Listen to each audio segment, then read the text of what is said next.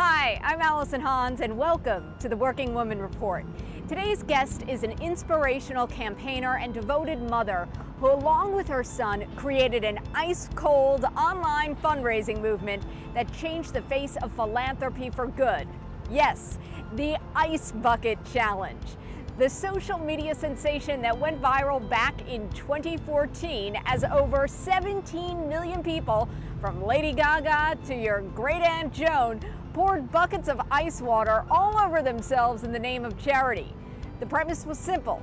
If you were nominated, you had 24 hours to take on the challenge, recording a video to prove you really did soak yourself, and nominating the 3 people you wanted to go next. And of course, you had to donate too. While some people chose to give to a charity close to their own heart, many donated to the ALS Association, which had received an incredible $160 million by the end of 2014. But how did the Ice Bucket Challenge become such a phenomenon? Well, first we can look to Pete Frates, an entrepreneurial ALS sufferer who became determined to change the world. But none of it would have happened without the help and support of his inspirational mom, Nancy. So I asked her, how did the Ice Bucket Challenge come about? So it's a really amazing story. It started probably in 1984 when I had this remarkable child called John Peter Frates III. Peter grew up being a leader. I knew I was grooming a leader. He just had that charismatic, amazing way about him. And he always led with kindness and by example. If you ask any of his coaches, he was a high-level athlete, they'll always tell you, nobody outworked Pete. Nobody cheered more for their teammate than Pete. So Pete goes to college, plays Division I baseball, goes off into the corporate world after he played professionally in Europe, and was living a pretty large life at age 27 when all of a sudden he was having problems holding cans on his hands and manifesting other kind of symptoms. And he was diagnosed with ALS on March 13th, 2012. And that night, 6 hours after diagnosis, Allison, he sat us down and he told us that it was an unacceptable situation, that it was underfunded, it was a fragmented community, there was so much work that needed to be done. And he said, we're going to change that. And we've been given an opportunity to change the world. So it literally started 6 hours after he was diagnosed. So for the next 2 years, all the kindness he had given out in his life all came back and stood with him and said, we're in this fight with you. His leadership has never waned. And he set the vision that night. He basically, when he set the vision that we were going to rid the earth of this disease, he looked at me, and I'll never forget him turning to me, and he said, Mom, I just want you to understand, this isn't going to be in time for me, but this is going to be for all the families that follow. And I think I really had to internalize that because, of course, I was very selfish. I wanted to save my son. I still want to save my son. But now I have so many friends in the community, and I've gotten to know, I've been blessed to be able to go all over the world to speak about ALS and our story, and I've gotten to meet ALS patients all over the world. But unfortunately, that also brings that I lose friends every week with this disease. So that just motivates me even more to get this thing arrested and rid the world of it. Before the Ice Bucket Challenge went viral, ALS was a little-known disease with very little awareness, despite the fact that 5,000 Americans are diagnosed with it each year. It stands for amyotrophic lateral sclerosis, and it's a disease that affects the brain and the spinal cord, attacking the nerves that control movement until muscles no longer work. Right now, ALS is fatal and there's no cure, but Pete and Nancy were both determined to change that and to rid the world of ALS. While the ultimate goal was to raise money to fund vital research into the condition, they agreed that the first priority was to raise awareness, and that's where Pete's moving story and Nancy's unique skill set both came into play.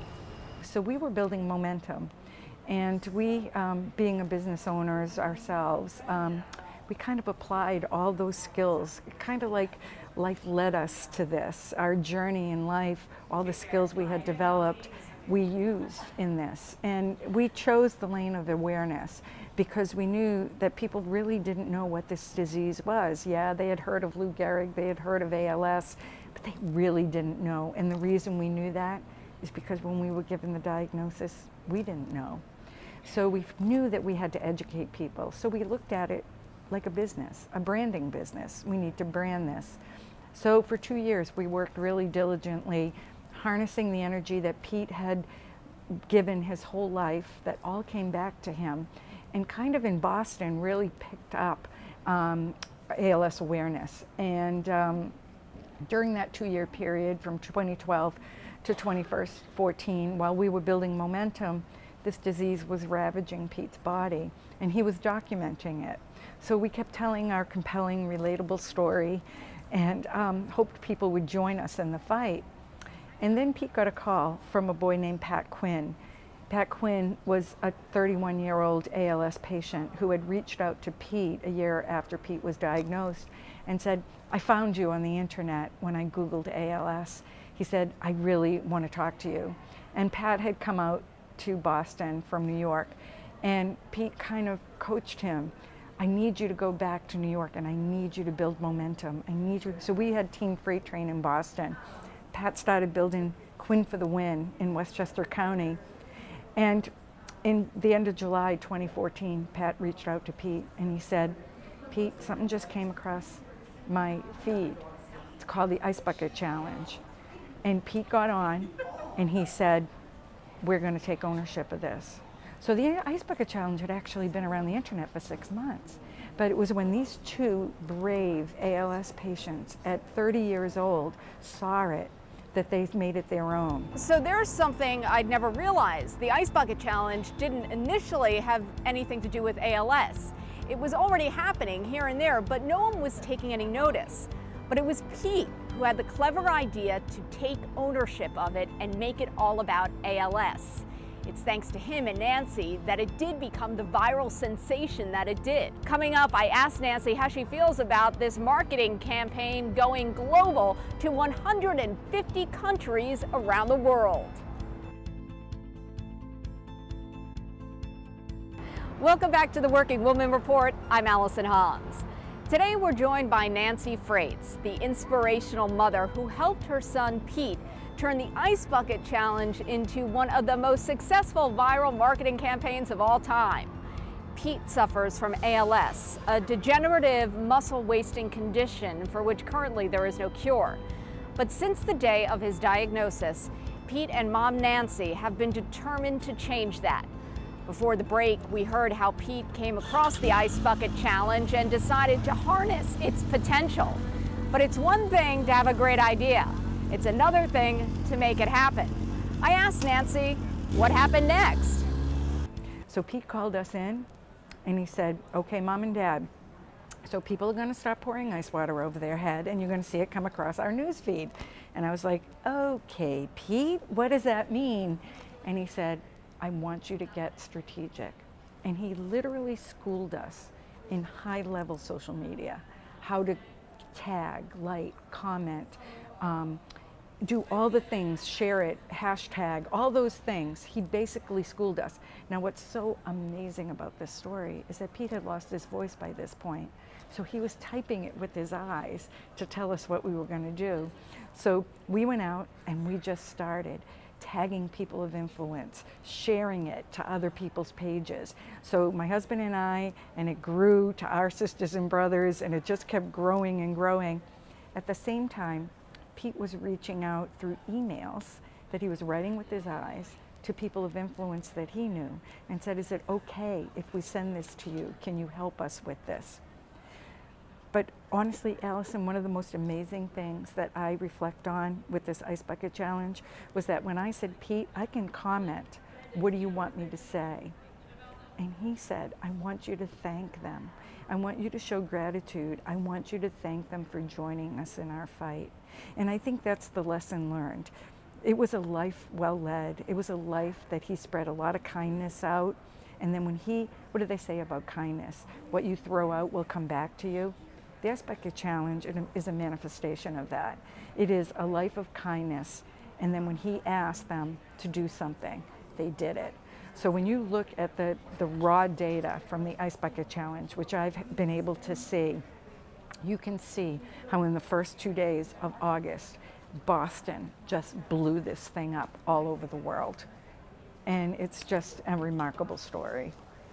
It is truly a remarkable story, and really taking a look at the data, the first 2 days, so it blows up in Boston, and then what starts happening? So what starts happening is our kitchen table grew to about 15 people in their pajamas 48 hours later with like 5 bottles of wine, until one of us looked at someone and said, who's going to go in and tell Pete we can't keep up with this anymore? So I always say social media started the movement, and then it was traditional media that really took off. So that was on a Thursday. On Tuesday, we had every Boston channel calling us.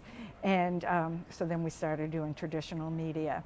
And our initial reaction was when the ALS Association called us and said, people want your cell phone numbers. It was to say, well, no, don't give them my cell phone number. And then it was like, no, this is our opportunity. This is our time.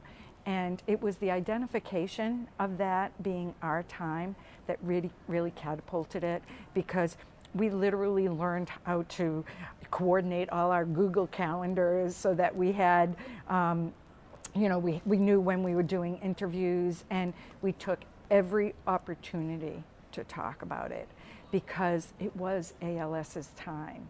And that's how it spread. It just spread through other patients getting involved and their groups of momentum and their families spreading it. And then by the end of August, it was global. So we got a stat from YouTube that 150 countries posted ALS Ice Bucket Challenges. So I always ask this question when I give that stat out. So I was thinking, oh, that's pretty fantastic. 150 countries did this. And I said, well, that's not so fantastic if like there's 1,000 countries. So I had to Google how many countries there are. And it's funny, when I speak, I do a lot of inspirational speaking. And I always ask the audience, how many countries are there? And it's riot, because I usually only get one person who puts their hand up. Well, there are 196 countries. So I want the list of the 46 that didn't do it, because we'll get them the next time. And just like that, the Ice Bucket Challenge was a hit. Everywhere from the USA to the UK and Canada to China, all around the world, in newspapers, on TV, and online. It was all anyone was talking about. Even those cynics who were using their airtime to argue that it was all just one big gimmick were doing their bit to spread the word. And the challenge spread like wildfire. 1 in 10 Americans took part, while across the pond, 1 in 6 Brits did the same. And there's one thing each and every one of them will agree with. The Ice Bucket Challenge rewrote the rules on how fundraising had to be done. How much was raised eventually? Because I think that was what blew everyone away. Yeah, it was a real disruptor in philanthropy. Absolutely. Yeah, a real disruptor in philanthropy. So traditional philanthropy is you find the big fish, you groom them, you do the ask, right? That's, have a gala, have an auction. What we showed is that you can do a lot of work for months and months and months to raise $1,000, or you can get 100 people to donate $10 in 5 seconds. So what it really showed was that you can change the world by quantity, not so much quality. And that's exactly what we did. So globally, the ALS Ice Bucket Challenge raised $250 million in 5 weeks for the ALS Association and its peer associations. But we never directed the money to just one association, because in our disease, there are a lot of different, number one, organizations that do very good work. But secondly, is when you get the diagnosis of ALS, they not only tell you that you have 2 to 5 years to live with no treatment and cure, and then they drop the bomb on you and your family that towards the end of the progression, it's going to cost a family $250,000 out of pocket to take care of their patient. And that is what my family's reality is right now. We're actually way above that on a yearly basis right now to take care of Pete. So to quantify exactly how much money was raised by the ALS Ice Bucket Challenge, we say that the $220 million is quantitative for the ALS Association, its peer organizations. We'll really never know exactly how much money was raised for the whole community. So, in the months since Pete and Nancy relaunched the Ice Bucket Challenge on behalf of the ALS Association, the charity received $98.2 million in donations. That's compared to just $2.7 million during the same month the year before. Critics might claim that the Ice Bucket Challenge isn't the success it claims to be, given that by some measures, only 10% of those posting videos actually went on to donate. But with the ALS Association now almost $200 million better off, there's no denying that the challenge has been a force for good. And it's not just ALS charities who have seen the benefit. Many of those taking part had other causes closer to their own hearts and chose to support them instead. Around the world, charities from WaterAid to Macmillan Cancer Support saw their donations spike to double and sometimes triple what they'd normally expect. That's a lot of extra dollars making their way to some vitally important causes. Coming up after the break, find out how the Ice Bucket Challenge ended up pushing Facebook to its very limits.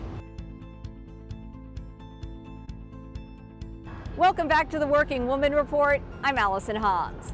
Today we're talking to campaigning mom Nancy Frates, whose son Pete was the mastermind behind the success of the Ice Bucket Challenge, the viral campaign that changed the face of online fundraising forever.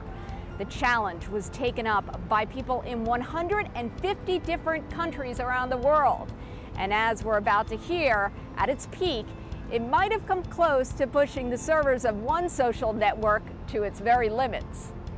So, is there a period of time where the Ice Bucket Challenge ended, or do things still come in, or where do you go from here? Yeah, so the ripple effect is amazing. So our events are all seeing increased participation. The money still is being donated. We have strategic partners. Facebook has been very good to us. Of course, the thing with Facebook is that we reached heights that they didn't even know if their platform would be able to handle.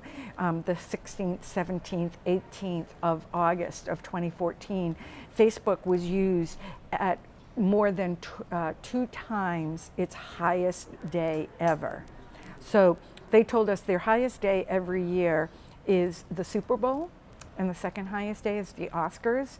And during those particular days, we reached activity levels that were higher than both those days combined, which is like crazy. So they've been very good to us. Major League Baseball has been really good for us. Well, of course, as Pete has said, he was a baseball player, and the irony that it was Lou Gehrig who brought this to the forefront, and that it's Pete Frates that is carrying the torch from Lou Gehrig. So we continue building momentum, getting the money come in. We've had discoveries. The Ice Bucket Challenge was responsible for some major biomarker discoveries, which are new drug targets for the researchers. So our fight continues on. We need more money, more than ever now, because the Ice Bucket Challenge just brought so much hope and so much momentum to a disease that really was not even on the map prior to that.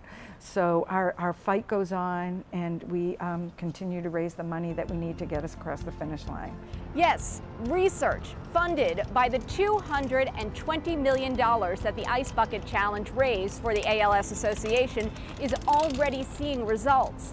Last year, it was announced that Project Min-E, which had received just $1 million from the association, had identified a new gene associated with the disease, which researchers believe could lead to new treatment possibilities. NEK1, the gene discovered by the project, may only be associated with 3% of cases, but it's one of the few biomarkers present in both the hereditary and non-hereditary forms of ALS. Understanding this gene could be the key to taking on the cruel and debilitating disease that claims over 5,000 new victims each year. Could it be possible that Nancy and Pete will get their wish and see their fundraising find a cure? Well, there's still a long way to go, but with their help, the outlook is definitely much brighter. Given the incredible progress that's been made since the launch of the Ice Bucket Challenge, I asked Nancy what her hopes are for the future. So my hope for the future is right now there are a couple of drugs that are going to probably come to market within a year or two that will slow the progression down. And really, if you ask an ALS family, that's something that is so important to us, because what people don't understand, the reality of this disease is that the family and the patients grieve every day because you don't know what's going to be taken away from you. There is a race going on in your body. This disease takes its patient. And so one day we grieve the loss of him not being able to text anymore, not being able to write anymore, not being able to lift his hands, to hold a ball, to walk. And then there's the major milestones where he's no longer able to eat, so he has to get a feeding tube. He's no longer able to speak, so he has to get an assistive device to help him communicate. And then with Pete, 2 years ago, the disease goes, eventually the fatality is when the disease goes to the person's diaphragm and they're no longer able to breathe. Now, 2 years ago that happened to Pete. Pete chose to go on a ventilator, so he actually lives on all machines right now. So if we can get a drug that slows it down, and then eventually if we can get a drug that stops it, it will become a chronic disease. So a person might manifest symptoms of it, like they can't hold a can anymore, or their voice starts to get scratchy. If we can get a drug that stops it at that point, you can ask any patient, they'll live with that forever. Well, something tells me that's not the last we'll be hearing of Nancy and Pete. As rumor has it, there's another ALS challenge in the pipeline, this one involving a very different kind of bucket. And finally, if you ever wanted proof that doing something great for a good cause brings people together, here it is. Love really is in the air. That's all for us on this edition of the Working Woman Report. Be sure to connect with us in the social media world on Facebook and Twitter, and of course on our website, workingwomanreport.com. Join us next time for more amazing stories on our fantastic women. Who knows? Maybe you're next. See you then.